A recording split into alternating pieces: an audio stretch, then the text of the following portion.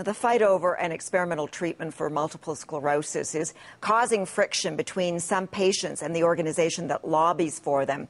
The patients contend the MS Society of Canada isn't working hard enough to have the therapy accepted in this country, so they plan to try to win seats on the board. Meantime, one Canadian who went overseas for the surgery is back home and telling his story. More from CTV's medical correspondent, Avis Favreau.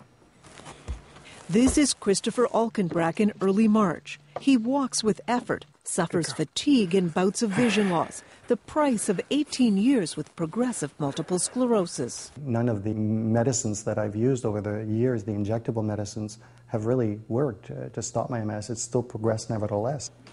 Like patients around the world, Christopher was captivated by a new theory that MS might be linked to blocked veins in the neck and chest. Test confirmed he indeed had a blocked jugular, preventing blood from draining from his head.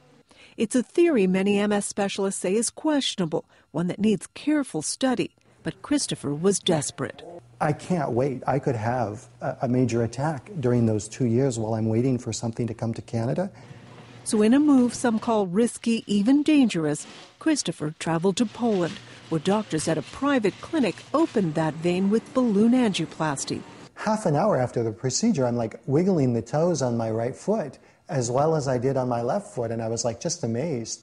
2 weeks later, he's eager to show off his progress. Here we go. There it is. No spasticity anymore.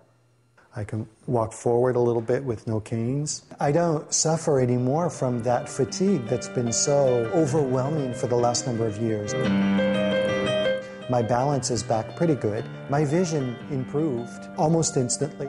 The question, are these changes real and lasting? MS doctors remain skeptical until studies confirm whether stories like Christopher's are real or a placebo effect. I never in my life had a reaction like this to the MS meds, and I've never felt this good after such a simple procedure.